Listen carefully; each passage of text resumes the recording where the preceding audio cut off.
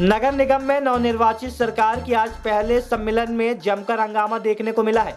परिषद की इस बैठक में दलाल जैसे शब्दों का प्रयोग के बाद परिषद की गरिमा तार तार हो गई। पहली बैठक में नगर के विकास के लिए तीनों मुद्दों पर विशेष तौर पर चर्चा शुरू की गई, जिसमें अमृत 2 अंतर्गत जल प्रदाय कार्य योजना की DPR की स्वीकृति के लिए मंथन किया गया। साथ ही अमृत योजना अंतर्गत नल जलाशयों के उन्नयन कार्य योजना की DPR की स्वीकृति में भी चर्चा हुई है। स्वच्छ भारत मिशन 2 अंतर्गत लीगेसी वेस्ट के रेडिएशन कार्य योजना की DPR की स्वीकृति पर चर्चा की गई। इन सब के बीच जय स्तंभ को लेकर परिषद में हंगामे की स्थिति निर्मित रही।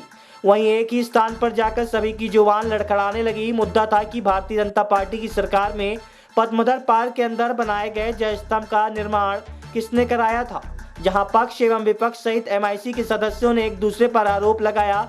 वहीं जानकारी नहीं होने की बात भी सामने आई है। परिषद की बैठक में ही नेता प्रतिपक्ष ने जय स्तंभ को यथास्थित रखने के लिए कसम खा ली है और कहा कि जय स्तंभ को किसी भी कीमत पर हटने नहीं देंगे। महापौर अजय मिश्रा बाबक ने कहा कि जो भी जनता के हित में होगा वह कार्य अवश्य होंगे।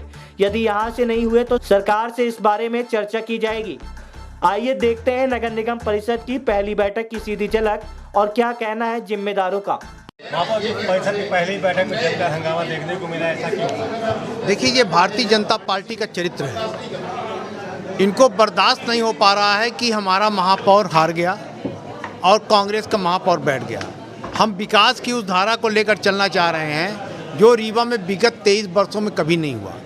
20 वर्ष यहाँ पर भारतीय जनता पार्टी की सरकार को हो रहा है।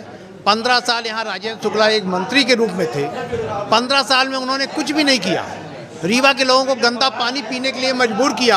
आज भी रीवा के लोगों को गंदा पानी मिल रहा है। तो ऐसी स्थिति में परिषद में हम लोगों ने एक प्रस्ताव लाया कि रीवा के शहर के लोगों को मीठा पानी मिले, भरपूर पानी मिले, शुद्ध साफ पेयजल की व्यवस्था हो। ऐसा प्रस्ताव हम लाए।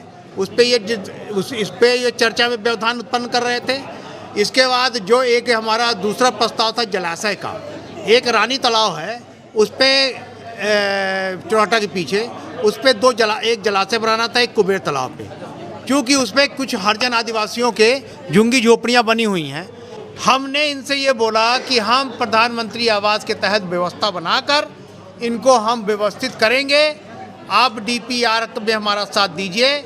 लेकिन क्योंकि उनके महापौर नहीं जीता, उनके मन में आज भी रीवा को लेकर सिर्फ एक भावना है कि हमको ठेकेदारी करनी है, रीवा का विकास नहीं करना है। इसलिए वो रीवा में ठेकेदारी को लेकर चिंतित थे। आगे क्या योजना चल रही थी स्तंभ यहाँ बना के, वहाँ क्या गिराना चाहते? उनका नेता प्रतिपक्ष तो अब जब हमने MIC में बोल दिया कि इसको हम बनवाएंगे, लाल प्रद्युमन सिंह के नाम से वो एक हमारी स्मृति है, वहाँ पर हम दूसरा कोई भी ऐसा स्तंभ नहीं बनाने देंगे। ये हमने MIC में परसों ही बोल दिया। जब हमने बोल दिया तो अब उनको ये एहसास होने लगा कि ये वो सारी चीज़ें जो हमसे हमने गलत किया है उसको सुधारने में लगे हैं। तो अब वो कंबल ओढ़ के घी पीना चाह रहे हैं। कहाँ बना रहे हैं? ये हम बनाएंगे ठीक हेंडेगवान नगर में वार्ड नंबर 17 में एक स्थान है पार्क, वहाँ पे बना। ट्रैफिक के कारण अवरुद्धता आ रही है। बात यही अभी तक पता चला ये नगर निगम से बना ना। हाँ। मैं तो बोल रहा हूँ कि प्रशासक ने बनवाया। उस समय जो तत्कालीन प्रशासक थे उन्होंने बनाया। नहीं, कुछ नहीं हुआ। ये जनभागीदारी से उन्होंने किसी से बनवा दिया, जिससे भी बनवाया हो। पर हम ये कहना चाह रहे हैं कि नगर निगम परिसर के अंदर कोई जादू की छड़ी तो थी नहीं कि रात को बन गया। बनने में महीनों लगे तो किसकी गलती है? हमको तो अभी 3 हफ्ता हुए। हम आते ही पहले निर्णय लिए कि जय स्तंभ का जीर्णोद्धार कराएंगे, अपना ऋतुराज पार्क में डबल ग्राउंड बनाएंगे।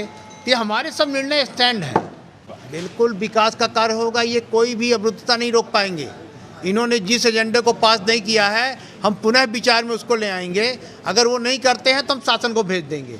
इनके अधिकार में कोई चीज़ नहीं है। नहीं, हमारी तरफ से तो नहीं हुआ है। भारतीय जनता पार्टी के जितने भी सदस्य हैं सब सांस्कृतिक वाले हैं और ऐसा कुछ शब्दों का उपयोग नहीं हुआ। उधर से 1-2 शब्द गलत हुए, दलाल जैसे शब्दों का उपयोग किया गया। हमने उसका विरोध दर्ज कराया माननीय अध्यक्ष जी के पास। और हमारा विकास, रही बात विकास की, हमने एक भी एजेंडे पे कहीं विरोध नहीं दर्ज कराया।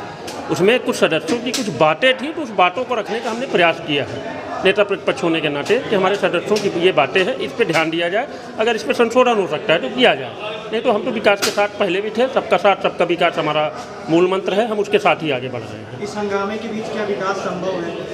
हंगामा इसको नहीं कहेंगे, ये तो चर्चा परिचर्चा, जब चार लोग बोलते हैं तो कोई तेज बोलता है, कोई धीमा बोलता है। हंगामा तब होता है जब आदमी आपे से बाहर हो जाए। जय स्तंभ को लेकर आरोप चल जा रही है। जय स्तंभ को लेकर मैं थोड़ा सा भावनात्मक रूप से जुड़ा हूँ, क्योंकि शहर का नागरिक हूँ, तो मेरी इच्छा थी कि जय स्तंभ को, मुझे ऐसा लग रहा था कि साजिश के तहत उसको हटाने का प्रयास किया जा रहा है कुछ लोगों के द्वारा।